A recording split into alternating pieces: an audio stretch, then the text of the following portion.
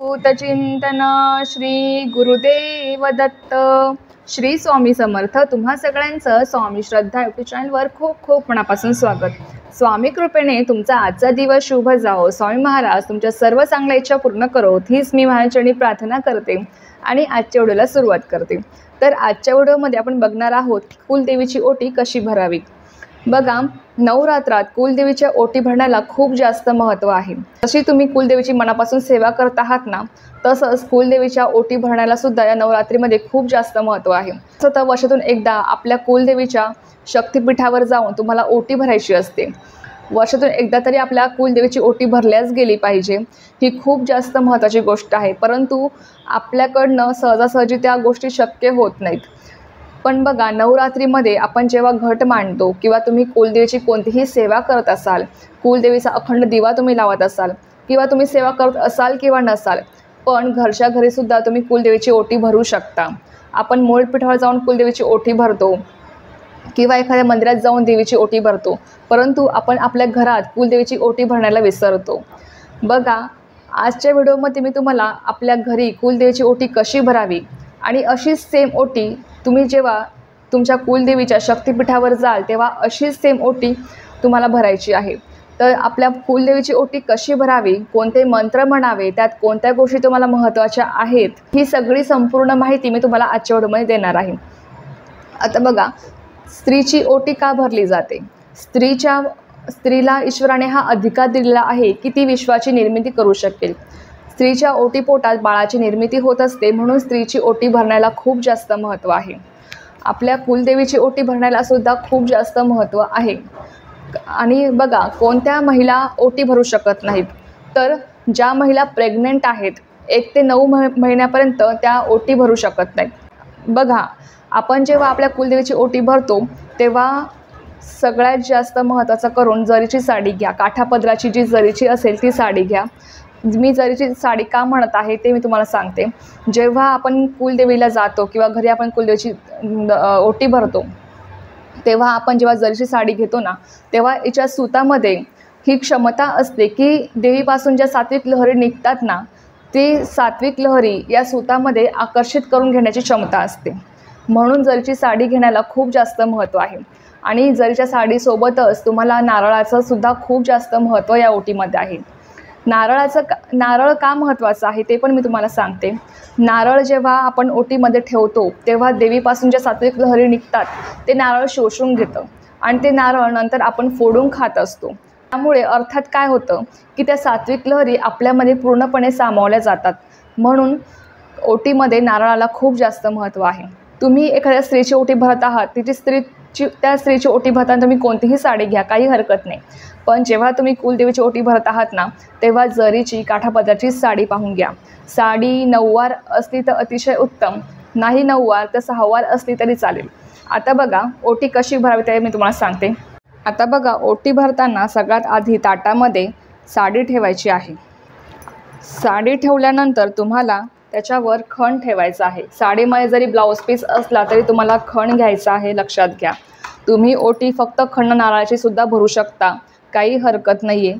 पण आपण कुलदेवीची ओटी फक्त वर्षातून एकदा भरत असतो, त्यामुळे साडी जर तुम्हाला घेणं शक्य असेल तर नक्की घ्या. तुम्हाला तांदूळ घ्यायचे आहे, तांदूळ जरा जास्त घ्या आणि त्यावर तुम्हाला नारळ ठेवायचा आहे, ज्याला आपण श्रीफळ म्हणतो. आणि शेंडा हा देवीकडे असला पाहिजे, ही गोष्ट लक्षात ठेवा. नारळावर तुम्ही एखादी वेणी ठेवू शकता किंवा गजरा ठेवला तरी चालेल किंवा एखादं फूल घेतलं तरी चालणार आहे. बघा, त्यानंतर तुम्हाला हळकुंड, बदाम, खारीक, सुपारी किंवा खोबरं अशा 5 वस्तू ज्या आहे, हे जे ओटीचं सामान आहे हे तुम्हाला ठेवायचं आहे. तुम्ही जेव्हा शक्तिपीठावर जाल तेव्हा तुम्हाला ही पुडी मिळेल 10-20 रुपयाची, तुम्ही घ्या आणि ती ओटीमध्ये गरजेची आहे, लक्षात ठेवा. आता हे ओटीचं झालं. त्यानंतर तुम्हाला आपल्या कुलस्वामिनीसाठी अलंकार ठेवायचे असतात, साजशृंगार ज्याला आपण म्हणतो. इथे मी कुलदेवीसाठी हे साजशृंगार घेतले आहे. अगदी खूप काही जास्त घ्या असं मी तुम्हाला म्हणणार नाही किंवा खूप कमी घ्या, याच्यापेक्षा कमी घ्या किंवा याच्यापेक्षा जास्तही तुम्ही घेऊ शकता. हे तुमच्या यथाशक्तीवर आहे. तुम्ही तुमच्या यथाशक्तीने, यथाभक्तीने तुम्ही कुलदेवीची ओटी भरायची असते. तुम्हाला याच्यातलं जेवढे शक्य होतील शृंगार घेणं तेवढे तुम्ही घ्या. असं अजिबात मला फोर्स नाही की तुम्ही एवढंच घ्या की तेवढंच घ्या. आता मी इथे काय घेतलं आहे ते तुम्हाला मी सांगते. इथे मी मंगळसूत्र घेतलं आहे कुलदेवीसाठी, त्यानंतर टिकल्याची डब्बी, बांगड्या, हळद कुंकू, नेल पेंट, लिपस्टिक आणि पावडरचा डब्बा आणि जोडवे. इथे मी एवढे शृंगार घेतले आहेत. आता बघा काय करायचं, जेव्हा तुम्ही घरी कुलदेवीची ओटी भराल किंवा तुम्ही शक्तिपीठावर जाऊन ओटी भराल तेव्हा सगळ्यात आधी काय करायचं, या ज्या ओटीचा सामान आहे हळद कुंकू वाहून घ्यायचं आहे. हळद कुंकू वाहिल्यानंतर तुम्हाला ही ओटी आता छातीला लावायची आहे. मी तुम्हाला करून दाखवते. तुम्हाला ही जी ओटी आहे ना, ही तुम्हाला छातीला लावायची आहे आणि तुम्हाला 3 वेळेस आपल्या कुलदेवीचा जय जयकार करायचा आहे. मी तुम्हाला करून दाखवते.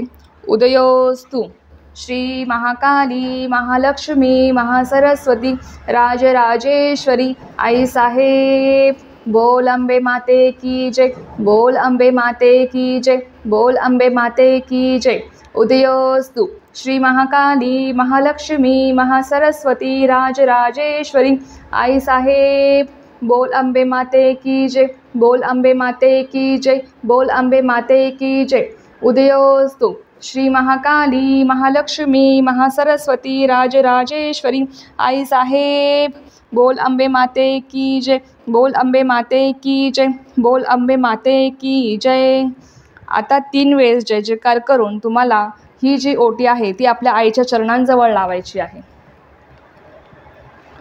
आणि त्यानंतर ती ओटी तुम्हाला ठेवायची आहे. 6 शृंगाराचं पण असंच आहे. 6 शृंगारसुद्धा तुम्हाला घेऊन तुम्हाला आईच्या चरणांजवळ लावायचे आहेत आणि त्यानंतर ते 6 शृंगारसुद्धा तुम्हाला तिथे ठेवून द्यायचे आहेत. आता बघा, ही ओटी ठेवल्यानंतर यातले जे तांदूळ आहेत ते थोडेसे आपल्या ओटीमध्ये तुम्हाला काढून घ्यायचे आहेत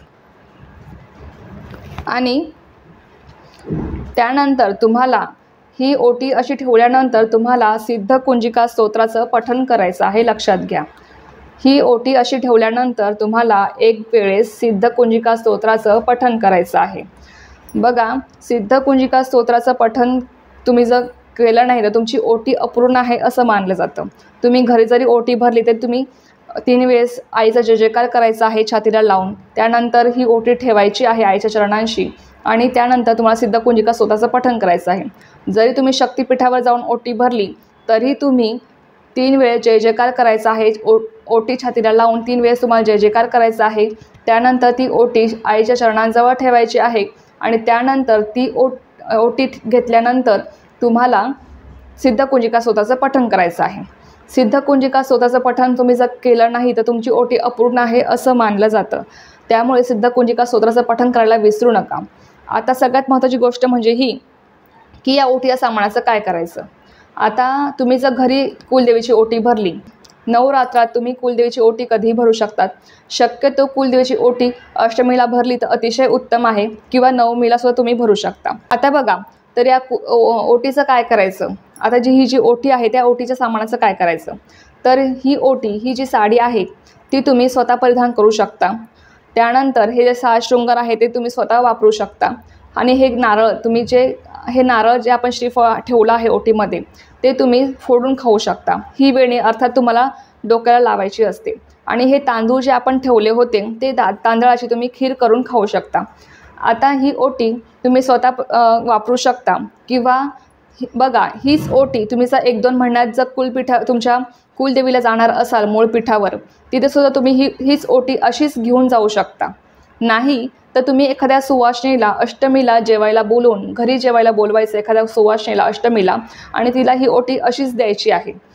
तर असं तुम्ही करू शकता. ही ओटी तुम्ही कुलदेवीला मूळ पीठावर जाऊन देऊ शकता.